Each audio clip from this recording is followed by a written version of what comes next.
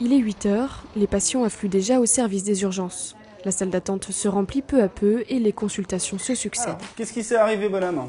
Tiens, fais-moi voir. Coupé de la nuque. Tu t'es quoi? Je me suis... Explique aux éducateurs comment ça s'est passé. En fait, c'était en cours d'art plastique. Le parcours démarre ici, passage obligé chez l'infirmier d'accueil et Pas d'orientation. seul, s'il vous plaît. Ce jour-là, c'est Émilien qui s'en charge. Il reçoit tous les patients sans exception avant de les orienter vers les médecins. C'est moi qui vais décider de prioriser ou pas selon la pathologie, surtout le critère c'est l'urgence, voilà, qui vont passer plus ou moins tôt par rapport au reste de la file.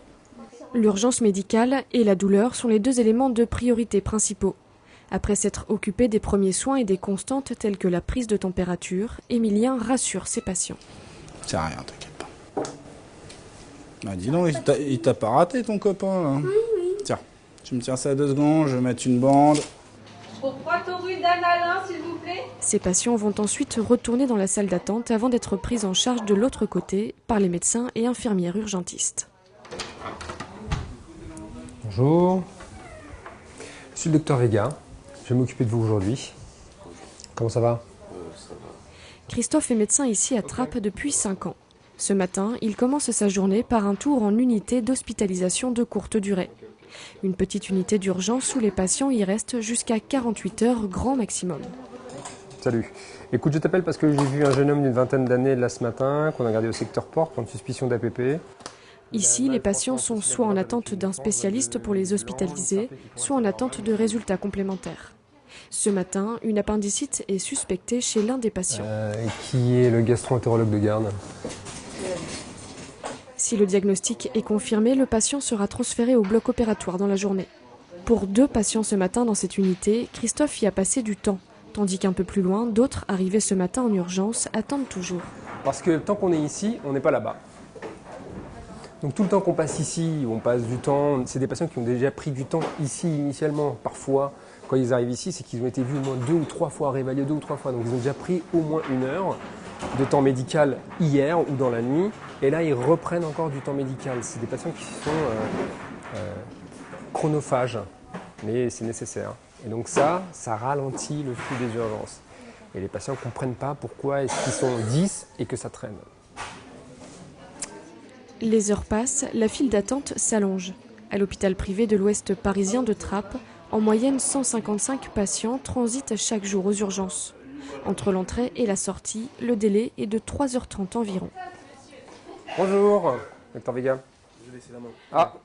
Le marathon commence pour Christophe. Avec 2 autres collègues, c'est ici, dans chacun de ces 6 box, qu'il reçoit les patients de la Une journée. fois qu'elle sèche, ça va permettre de résorber l'œdème, parce que vous avez un œdème là.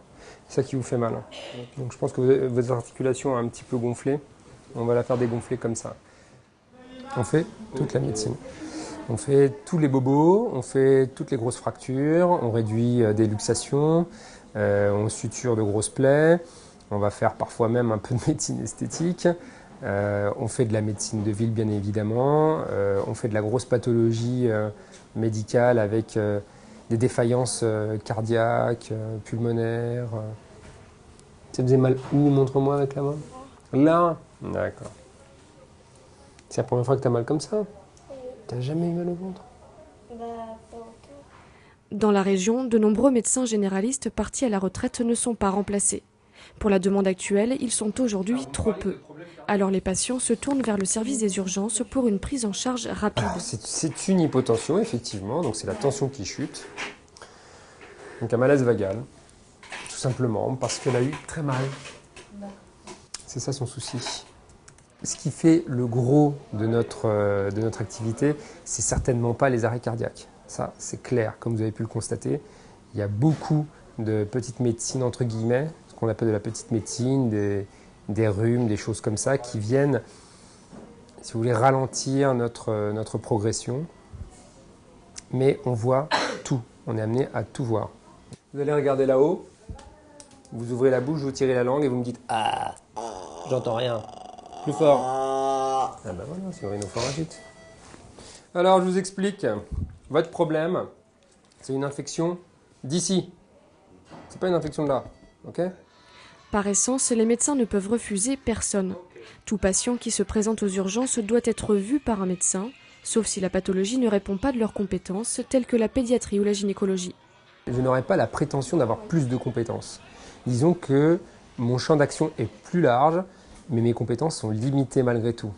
Il y a des choses pour lesquelles je n'aurai pas le niveau d'expertise nécessaire. Oui, je sais, on va lui faire le scanner. Le médecin urgentiste travaille donc en étroite collaboration avec les autres spécialistes et, au sein de son service, avec les infirmières. Donc je vais vous faire un gantelet en fait. C'est juste pour éviter que le pouce bouge en fait. Voilà. Donc je vais faire un gantelet, je vais monter jusqu'à là. D'accord, voilà. Vous avez déjà été Arrivée ici il y a plus de 10 ans, Valérie a noué des liens avec certaines familles de la région. Elle fait partie des doyennes du service. Alors c'est pas facile tous les jours. Il y a des gens qui sont agressifs, qui sont pas contents, mais voilà, on n'est pas là pour juger, on est là pour les écouter. On fait au mieux. On porte surtout pas de jugement. Ça c'est vraiment la règle. Alors vous allez mettre votre main comme ça, comme si on faisait un joli bras de fer que je gagnerai de toute façon, c'est sûr. Là, oui. C'est assez fatigant en fin de journée. En plus, voilà, on prend plein de choses. Hein. On reçoit toute la journée des émotions, des histoires. Voilà. C'est vrai que le soir, on part, on est un peu vidé quand même. Mais bon, voilà, c'est génial, quoi. Enfin, moi, j'adore en tout cas.